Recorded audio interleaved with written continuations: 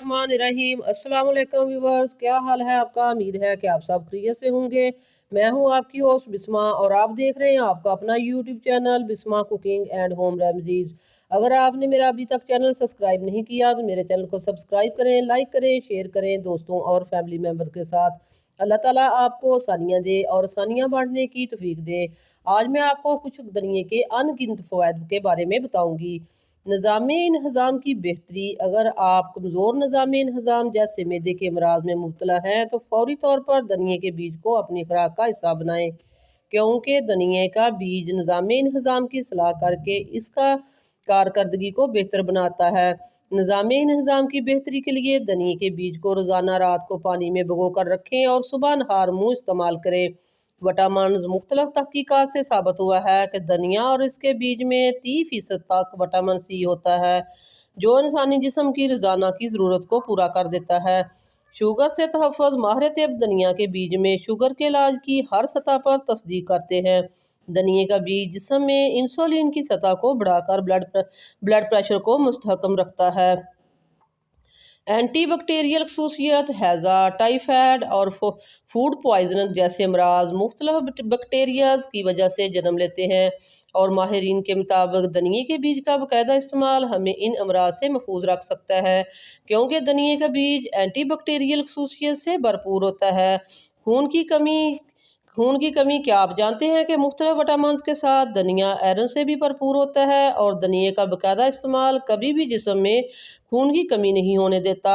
आंखों की हिफाजत। धनिए में मौजूद एंटीऑक्सीडेंट की भरपूर मकदार आंखों की सुर्खी और खुजली जैसे परेशानियों से महफूज रखती है। ख़वातीन के मखसूस अमराज। अगर आप हैज़ की बीमारी में मुब्तला हैं तो धनिए के बीज को ज़रूर अपनी रोज़मर्रा की खुराक का हिस्सा बनाएं, क्योंकि ये न सिर्फ हैज़ में शिफा देगा बल्कि माहवारी के अय्याम की बाकायदगी को भी दुरुस्त करेगा।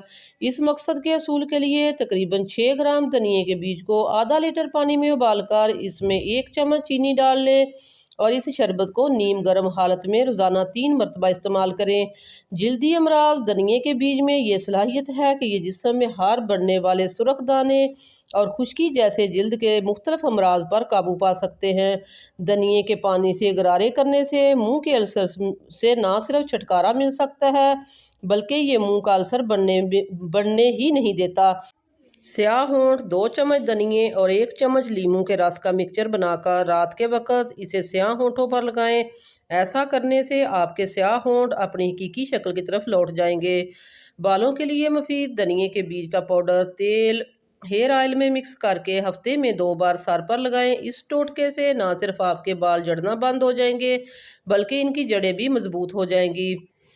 छोटे से दिखने वाले सूखे धनिए को खानों में तो इस्तेमाल करते ही होंगे, लेकिन इसकी इफादियत के बारे में भी सोचा भी नहीं होगा।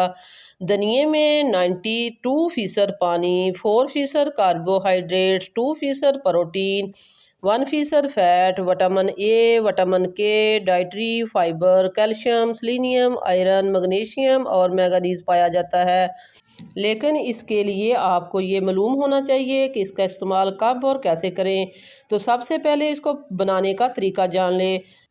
1 गिलास पानी को उबालने के लिए रखें और इसमें 2 चाय के चम्मच सूखा धनिया डालकर अच्छी तरह पकाएं कि पानी का रंग तब्दील हो जाए। इसके बाद इस पानी को नीम ठंडा करके पी लें। पीने का सही वक्त क्या है? इसको पीने का सही वक्त नहार मुँह है, जबकि आपका जिस्म सुकून की हालत में होता है और कोई भी इजाफी चीज़ नहीं इस्तेमाल कर रहे होते। इसको पीने से क्या होगा? सूखे धनिए के इस्तेमाल से दिल मजबूत होता है, इसको ठंडक मिलती है। घबराहट और बेचैनी में इसका इस्तेमाल करना मुफीद है।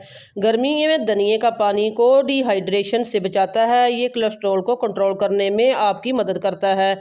ये मैदे को ठंडा रखता है, जलन और सोजश से बचाता है। हाजमा बेहतर करने के लिए ये फ़ायदेमंद है। भूख ना लगने और गैस को ख़त्म करने के लिए इस पानी का इस्तेमाल करें। इस पानी से चेहरे के दाग धब्बों, जलने के निशानात दूर किए जा सकते हैं। अगर आपको मुंह में बदबू आने से शर्मिंदगी होती है तो अब से रोज़ाना नहार मुँह इसका पानी इस्तेमाल करें। दांतों या मसूड़ों में से खून आता है तो तब भी धनिए का पानी पिएं। आज के लिए बस इतना ही। नेक्स्ट वीडियो तक के लिए मुझे इजाज़त दें। अल्लाह हाफिज़।